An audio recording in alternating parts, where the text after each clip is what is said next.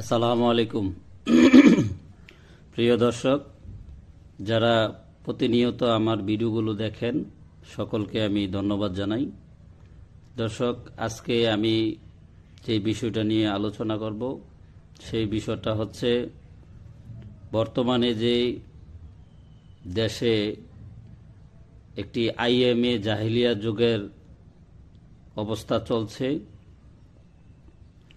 যেমন ইসলামিক ইতিহাসের মধ্যে আইএমএ জাহিলিয়াত যুগ একটি অন্ধকারাচ্ছন্ন যুগ বা সবচেয়ে খারাপ একটি যুগ হিসেবে বিবেচিত। সেই সময় মেয়েদের জন্ম নেওয়াটাই পাপ বা জন্মই যেন আজন্ম পাপ হিসেবে বিবেচিত হতো। মেয়ে শিশুকে জীবন্ত মাটিতে পুঁতে ফেলা হতো।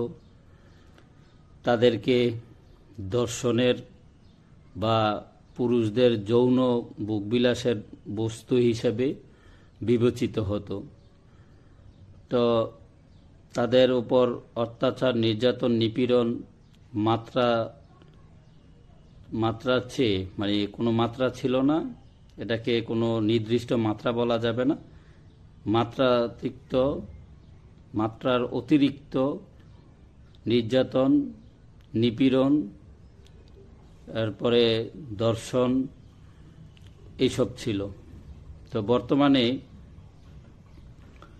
এই অন্তর্বর্তীকালীন সরকার, তথাকথিত ক্ষমতা দখলদার ইউনূস সরকার এর আমলে এই 5ই আগস্টের পর থেকে আজকের দিন পর্যন্ত সারা বাংলাদেশে আমার মা বোনদের, মেয়েদের যেই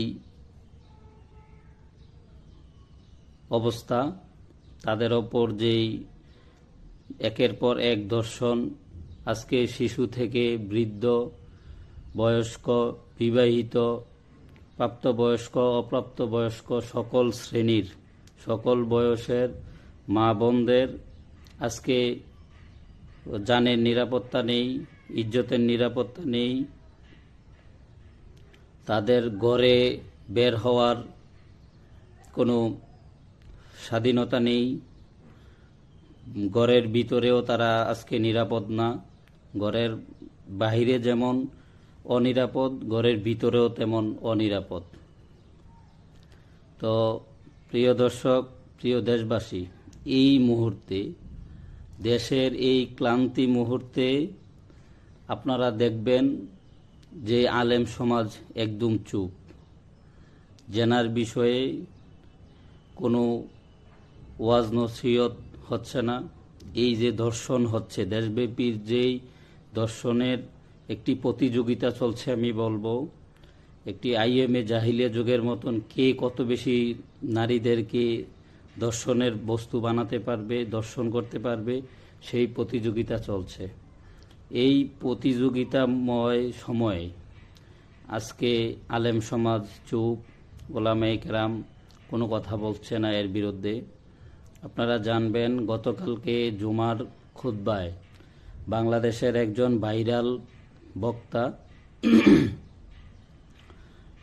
ওনাকে যুব সমাজের আইডলও বলা যায়, আবু তোহা, উনি ওনার ফেসবুক ভেরিফাই আইডি থেকে বলেছেন, একটা পোস্ট করেছেন দুঃখ জানিয়ে, যে উনি খুতবার বয়ানে এই ধর্ষণ নিয়ে যখন কথাবার্তা বলেন, তখন তাকে এক পর্যায়ে বাধা প্রদক্ষিণ করা হয়, বাধা দেওয়া হয়, বাধা প্রদর্শন করা হয় যে ধর্ষণের বিরুদ্ধে যেন উনি কোনো কথা না বলে। এখন আমার কথা হচ্ছে, আমরা নামে বলি যে আমরা মুসলমান, মুসলিম রাষ্ট্র, অন্যান্য দেশের তুলনায় আমাদের দেশে সংখ্যা প্রায় 90% বা তার উপরে মুসলমান বসবাস করে, এবং মুসলমানদের জন্য একটি পবিত্র মাস, 12 মাসের মধ্যে একটি মাস, সবচেয়ে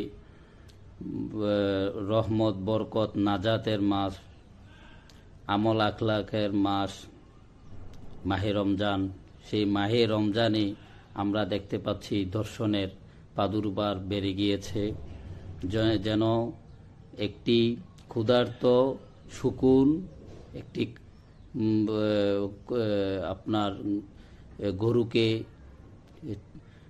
টেনে হিসড়ে ঠুকরে ঠুকরে খাচ্ছে, একটি শিয়াল, ক্ষুধার্ত শিয়াল যেমন একটি মুরগকে বা একটি হাঁসকে টেনে হিসড়ে খেয়ে ফেলে, বা যেমন একটি শকুন একটি গরু অথবা ছাগলকে বা তার খাদ্যদ্রব্যকে টেনে হিসড়ে খেয়ে ফেলে, সেই পরিস্থিতি আমরা দেখতে পাচ্ছি। এই পরিস্থিতির দায়ভার কে নিবে? এই পরিস্থিতিতে যে রাষ্ট্র ক্ষমতা দখল করে আছে, এই দখলদার ইউনূস এর দায়ভার নিতে হবে। দখলদার ইউনূস এই দর্শকদের বিরুদ্ধে কোনো কথা বলছে না, তার তথাকথিত উপদেষ্টা পরিষদ কোনো কথা বলতেছে না, এই আলেম সমাজ কোনো কথা বলতেছে না। তাহলে বোঝা যাবে যে বর্তমান যে আলেম সমাজ এবং তথাকথিত উপদেষ্টা মণ্ডলী, তারা একে সাপোর্ট করছে, এই দর্শকদেরকে সমর্থন করছে। যদি আপনি নেতৃত্ব থাকা অবস্থায়, আপনার জবান চলাকালীন অবস্থায়, আপনার বিবেক জাগ্রত অবস্থায়, আপনি জীবিত থাকা অবস্থায়, সমাজে যখন, রাষ্ট্রে যখন, দেশে যখন কোনো অন্যায় অবিচার হবে, বিশেষ করে আজকে মা বোনদের উপরে যেই নির্যাতন চলছে, অমানবিকভাবে যে ধর্ষণ চলছে, মার সামনে মেয়েকে, বাবার সামনে মেয়েকে, মেয়ের সামনে, বাচ্চার সামনে তার মাকে, স্বামীর সামনে তার স্ত্রীকে, দুলাভাইয়ের বা বোন জামাইয়ের বাবা বা বোনের শ্বশুর যখন একটা শিশুকে ধর্ষণ করে, একটা হিন্দু বাচ্চার ধর্ষণ শিকার হওয়ার পর তার বাবা যখন অভিযোগ করে, তাকে যখন ওই দর্শকরা মেরে ফেলে, এই মুহূর্তে আমাদের তথাকথিত ইউনূস সাহেব বা তার উপদেষ্টারা বা এই দেশের আলেম সমাজ কোনো কথা বলে না। তো আমার কাছে খুব কষ্টের থেকে এই কথাগুলো বলছি। আমার বোন আছে, আমার মা আছে, আমার ভাই আছে, আমার মেয়ে এখন নাই, হবে, আপনার মেয়ে আছে অথবা আপনার মেয়ে হবে। এই দেশের মা জাতিদের উপরে কেন এই অমানবিক নির্যাতন চলছে? এই দর্শনের একটি রমরমাট স্বর্গরাজ্য এই দেশ হয়ে যাচ্ছে।